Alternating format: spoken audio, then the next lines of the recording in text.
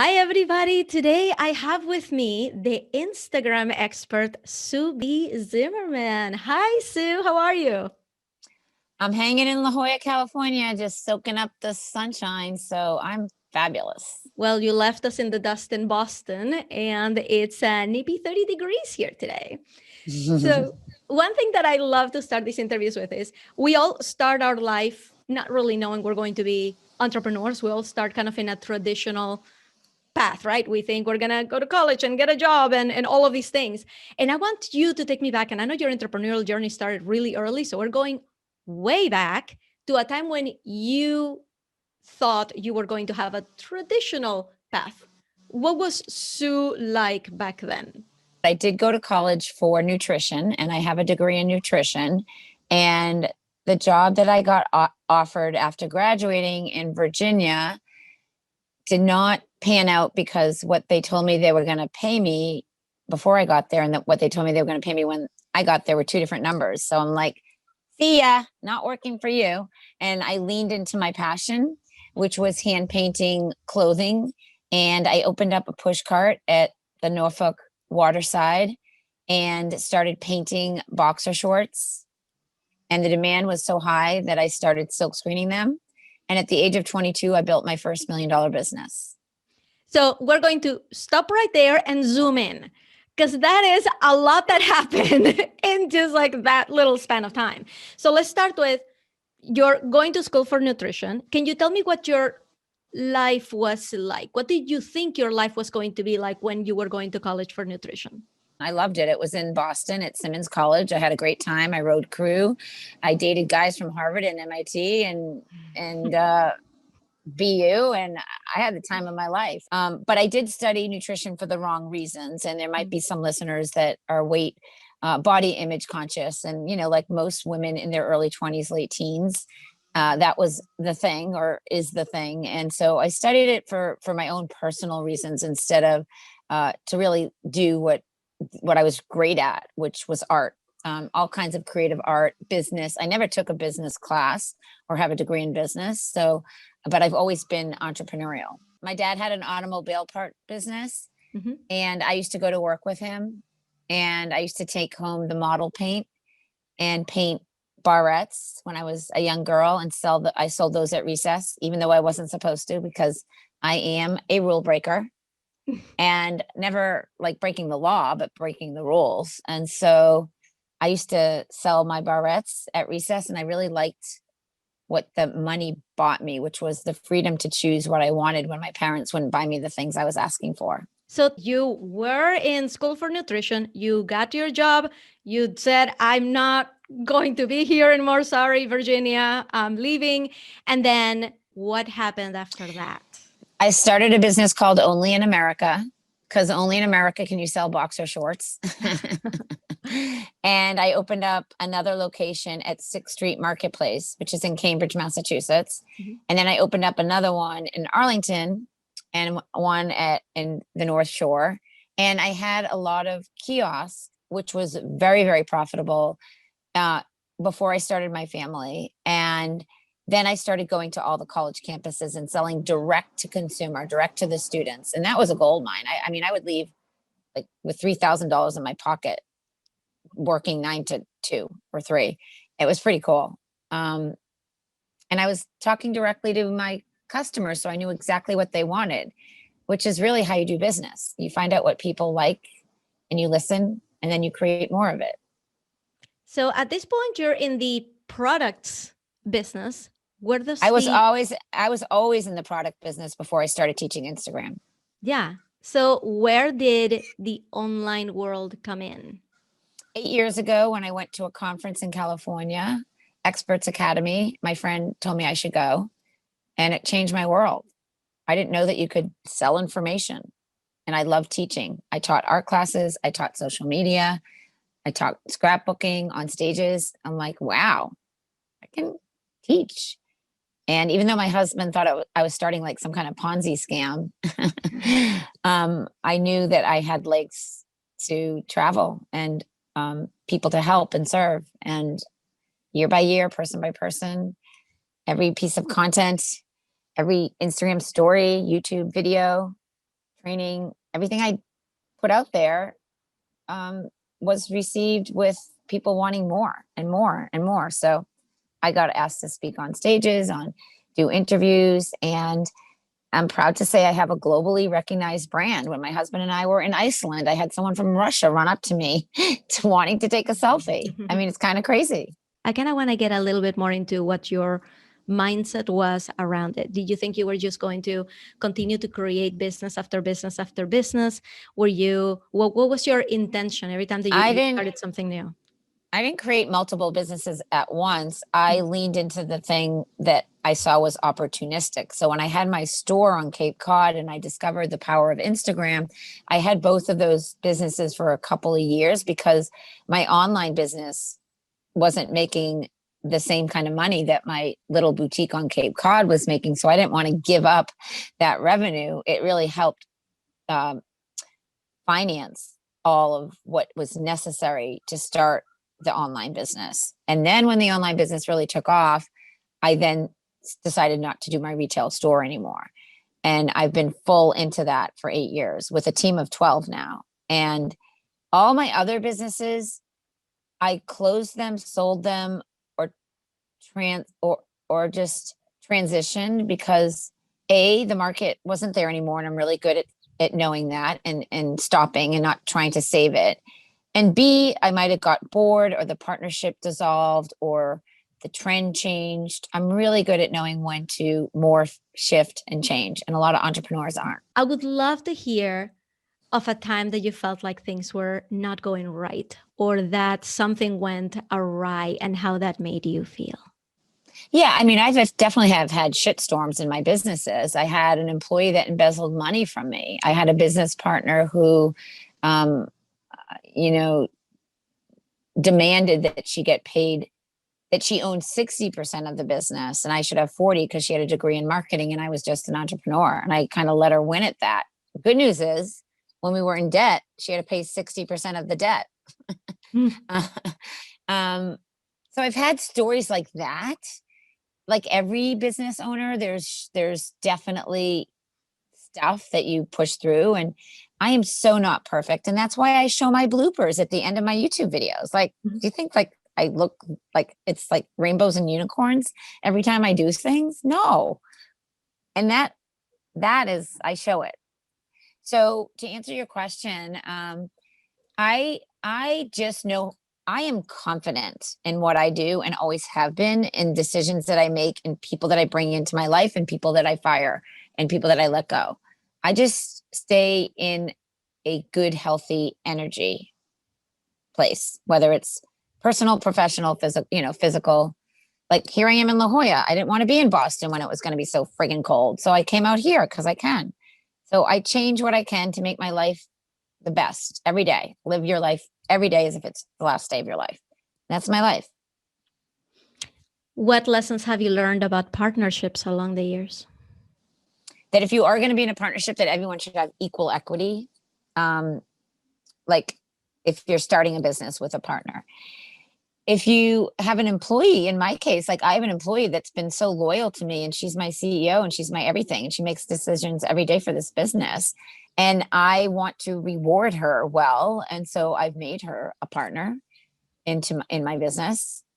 I think being generous with compensation is really important to attract good people that feel like they're a part of your business or team. And I'm very generous with all my employees. Yeah. It's just, it's like, do the right thing. Do the thing that you would want other people to do to you. What happened with Boxer Revolution where you're working on this? Oh, Boxer Rebellion. I sold it to my business partner when I moved back to Boston. I didn't want to. Yeah. I was married to him. I mean, he was my partner, but his family was all up in my business and I couldn't handle it. They were jealous of me and it was so much family drama. I was married to his drama. And so I sold it back and moved back and started a family. Yeah. Not with the same person. No, I sold my business. I sold my half to him and I left Virginia and came back to Boston. I got married. I started my family, but always had a business even while being a mom of twins. I just needed something that was my own, separate from raising my kids. Now, help me test out a theory, because this has panned out with two other guests that we've had in the past, Rachel Miller and Melissa Farr. We are, and with me, that's three cases. Tell me if this matches you or not. But we are fiery women. We are women who like to create and change things around and just be doing things all the time. And all of our husbands are the quieter type, the introvert type, the guys like, do your thing, just don't include me in any of this. Like, what is your partner like?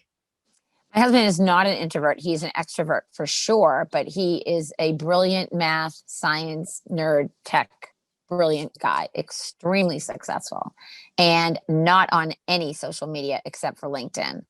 And he is a great Instagram husband. He takes all of my pictures when I'm all cute. I'm like, honey, just take 500 photos of me walking towards you. Like, he's real, he knows how to be in my stories occasionally. He's the smartest person I know. And it's extremely inquisitive and philosophical and deep and scientific and into music. And yeah, we're very different, but we've been together for 30 years. We're very close. How did you guys meet? At camp when I was 13 and he was 14, but we didn't date till after college. He went to Brown, I went to Simmons, and we used to ski together, hang out. And then I invited him to my senior dance at Simmons, and I knew I was going to marry him that night. That's Most awesome. Women my age are not too happy or getting divorced. So the fact that we're still together, and that's one of the reasons I'm here. I'm like, honey, I love you, but 9 months with you every day. You're not going to work. I'm not flying and speaking. I need my space. I'm going to La Jolla. Love you. You can come visit me, but I am going to go by myself. Mm-hmm. And he's like, go. Good. Yeah. He's here right now. Nice. He's visiting. So yeah. He works in Boston, like that. That's kind of his office is in the North End. His company is in the North End. We live downtown in a high rise, but we also have a house on the Cape. I went down to your very first Instagram post, to your very first YouTube videos, and and I watch a little bit of it, and I'm like, yeah, that's exactly what starting a business feels like. Is putting yourself out there, and not everything is put together, not everything looks perfectly branded, and it was at least a couple of years, just from what I can see in the timeline of YouTube, it was at least a couple of years before you had a few videos kind of like go viral. There's a video in there that has 100,000 views, and it's in a sea of other videos who don't even crack 1,000 views, right? How did it feel for you for year over year putting out content, for it to not crack the 1,000 view mark? You hadn't made it really that big yet. What were your feelings about it at the time? I didn't even know it. Like the YouTube videos, I didn't even notice. I really think it was just I was more interested in putting myself out there to the world. That's the most vulnerable thing because of the judgment. And I didn't even know how to do what I was doing. I'm just like, and what I've learned now, it's so much more important to be natural than to have like a scripted agenda. Because when a video flows more naturally, it's just more organic and it does better in my mind. It's just like I wanted a YouTube channel. So I got a YouTube channel. I started doing videos, and then it's the best search engine on the internet. It's how we get a lot of leads. It's how we get a lot of sales. It's how I build authority. It's how I get asked to speak. And the YouTube videos are great. And now we're going to be doing YouTube ads. It's like, one thing leads to another. But I was just creating content based on questions that people were asking me a lot. So here's the question that everybody wants to know. You had been an entrepreneur for a long time.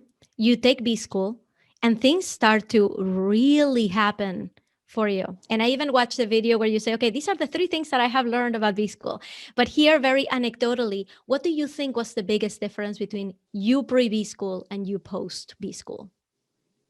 Understanding online marketing, modern marketing, like light bulbs everywhere, the power of an email list, the power of an evergreen sales funnel, having a team, growing a team, everything, like understanding what that all meant if you wanted to scale with systems and processes and automation, all of that. Like that was new to me prior. And Morgan, who I mentioned earlier, my CEO, that's her brain. She's all systems and processes. And, we have an ads team now. We have a serious ads budget. The reason you see me all over the internet is because I spend money every day on ads. Right. And now, how do people work with you? If you can just guide me through what are your offers right now and how do people get in there?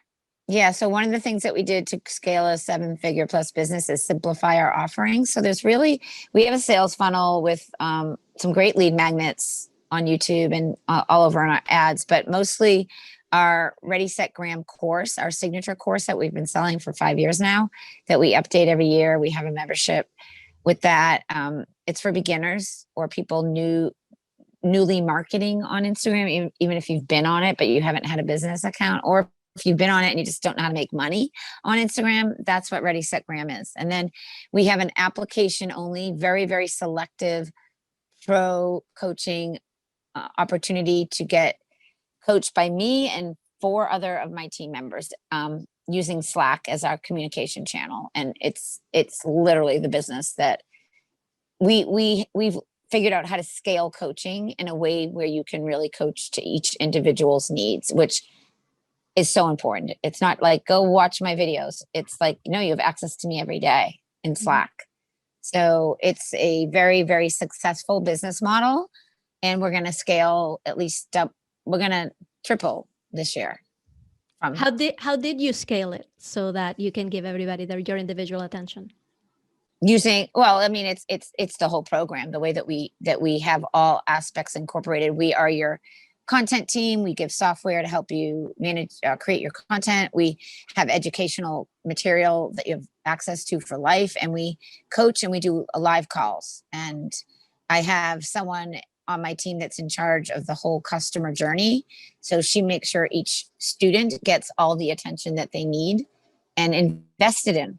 We're very, very hands-on with this program. What is one misconception that people have of you as a successful businesswoman? My age. No one knows how old I am. It's the most commonly asked questions on the internet about me. Just telling you. You're keeping that quiet? Yeah, you could figure it out. You've done a lot of research. I'm sure you can figure it out, but I pretty much don't. I don't say it publicly. I want people to keep guessing. And finally, if everybody who's listening had to do one thing in the next 24 hours to grow their Instagram account, what should that thing be? It should be find content to engage on and jump into the conversations and be a part of conversations that align with your values, your business, your audience, your clients, your customers. It's not go and post something. It's go be a human and engage. Amazing. So Sue, it has been a pleasure. Where can people find you? So if you enjoyed listening, just come on over to the Instagram expert, and say hi. Let me know your favorite part of this interview, and leave a comment or slip into my DM. Find me there. And we have a free training that if you're looking to up your Instagram, you can go to SueBZimmerman.com/3keys. I'll get you guys that link, and you can learn for an hour if you enjoyed learning a little bit about Instagram, but this will take you deep into learning a lot. I love it. Thank you so much, Sue, and thank you so much for your time. I hope you have a wonderful time in La Jolla. Yeah, thank you.